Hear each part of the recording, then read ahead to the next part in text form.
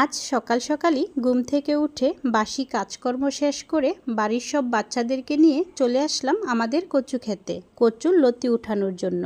তোমরা কচুর লতিকে কে কী নামে বলো জানি না, তবে আমরা এই যে কচুর গোড়া থেকে যে ডাঁটাটা হয় সে ডাঁটাকে বলি কচুর লতি। তোমাদের এলাকায় কচুর লতিকে কী নামে ডাকা হয় কমেন্টস করে বলে যেতে পারো। এখন রান্না করার জন্য ভাবির মেয়ে সুমাইয়া কচুর লতিগুলো কেটে দিচ্ছে, আর অন্যদিকে আমার মেয়ে কেন যেন দৌড়ে কচু ক্ষেতের মাঝখানে গেল, কি যেন দেখতে পেল। তো দেখলাম যে আমার মেয়ে আর আমার দেবর একটি ডিম হাতে নিয়ে চলে আসছে আর বলতেছে, আম্মু দেখো আমি একটা হাঁসের ডিম পাইছি। তারপর হাতে নিয়ে দেখলাম সত্যি এটা হাঁসের ডিম, কারণ হচ্ছে আমাদের এই কচু ক্ষেতে সবসময় হাঁস থাকে। আর গ্রাম অঞ্চলে সবসময় এরকম হয়, জমির আইলে বা পুকুরের ধারে এরকম হাঁসের ডিম পাওয়া যায়।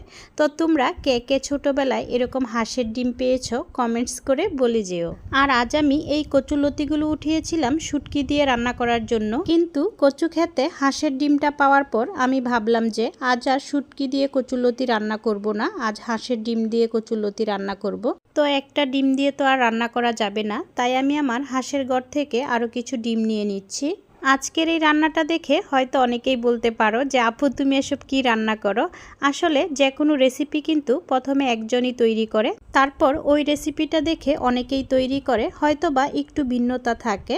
এখন দেখো আমার রান্নাঘরের আঙিনায় পাখিরা কি সুন্দর করে গোসল করতেছে। তোমরা অনেকেই তো আমাকে জিজ্ঞেস করো, আপু তোমার ভিডিওতে পাখির কিচিরমিচির শব্দগুলো কোথা থেকে অ্যাড করো। আসলে আমি এই পাখির কিচিরমিচির শব্দগুলো কোনো জায়গা থেকেই অ্যাড করি না, এগুলো হচ্ছে একদম ন্যাচারাল। সবসময় আমার বাড়ির চারপাশে বা উঠোনে গাছের ডালে আর হচ্ছে রান্নাঘরের আঙিনায় সকাল বিকাল পাখিরা কিচিরমিচির শব্দ করে, ডাকাডাকি করে। আর তোমাদের ভাইয়া সবসময় সকালে ঘুম থেকে উঠে পাখিদের জন্য কিছু খাবার ঘরের চালে উঠোনে ছিটকে ফেলে দেয়, আর পাখিরা এসে তাদের ইচ্ছে মতো খাবারগুলো খায় আর কিচিরমিচির শব্দ করে ডাকে। সকাল সন্ধ্যা পাখির এই কিচিরমিচির শব্দগুলো শুনতে কিন্তু অনেক ভালো লাগে। কথা বলতে বলতে আমি 4টা হাঁসের ডিম সিদ্ধ করে নিলাম, আর কচুর লতিগুলো কেটে কুটে লেবুর রস আর লবণ দিয়ে ভালোভাবে মাখিয়ে কিছুক্ষণ রেখে দিয়ে পরিষ্কার করে ধুয়ে নিয়েছি, যাতে করে গলায় না চুলকায়। এখন সিদ্ধ করা ডিমগুলো খোসা ছাড়িয়ে নেব। আজ আমি যে রান্নাটা করছি এই রান্নাটা কিন্তু আমি আর কোনো দিনও করিনি। রান্নাটা খেতে কেমন হয়েছিল জানার জন্য ফুল ভিডিওটা দেখে যেও। এখন আমি সিদ্ধ করা ডিমগুলো 6 টুকরো করে কেটে নিয়েছি চিকন চিকন করে। তারপর কড়াইতে তেল দিয়ে দিলাম। তেলটা গরম হওয়ার পর মরিচ হলুদ দিয়ে যে বেসনটা মাখিয়ে রেখেছিলাম সেই বেসনের মধ্যে ডিমগুলো মাখিয়ে গরম তেলে উল্টে পাল্টে ভেজে নিচ্ছি।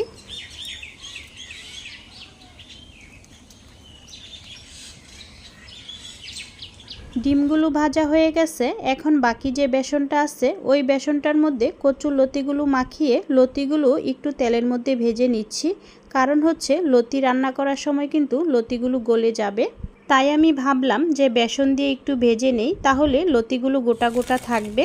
ডিম লতি দুটোই ভাজা হয়ে গেছে, এখন বাকি তেলটার মধ্যে পেঁয়াজ কুচি দিয়ে দিয়েছি, সাথে একটু আদা রসুন বাটাও দিয়েছিলাম। তোমরা অনেকে আমাকে জিজ্ঞেস করো, আপু তুমি কি সব তরকারিতে আদা রসুন বাটা খাও? আসলে আমি কিছু কিছু তরকারি ছাড়া সব তরকারিতেই মোটামুটি আদা রসুন বাটা দেই। আর আদা রসুনটা কিন্তু অন্যান্য মশলার তুলনায় শরীরের জন্য বেশি উপকারী। আদা রসুনের সাথে অন্যান্য মশলা মরিচ হলুদ ধনিয়া জিরার গুঁড়াও দিয়েছিলাম। তারপর মশলাগুলো কষিয়ে দিয়ে দিয়েছি কচুর লতি আর হচ্ছে ডিম। এখন গাছ থেকে কিছু পাকা কাঁচা মরিচ নিয়ে নিলাম, তারপর মরিচগুলো দিয়ে দিলাম। এ পর্যায়ে অল্প কিছুক্ষণ জাল করে ভালোভাবে নেড়ে চেড়ে রান্নাটা করে নিলাম। দেখো দেখতে কালারটা কতটা সুন্দর লাগছে।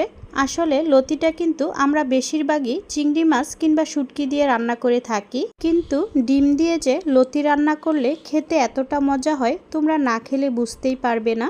আজকের একদম নতুন এই রান্নার ভিডিওটা তোমাদের ভালো লাগলে ভিডিওতে লাইক কমেন্টস আর শেয়ার করে দিও। সবাই ভালো থেকো, সুস্থ থেকো, আল্লাহ হাফেজ।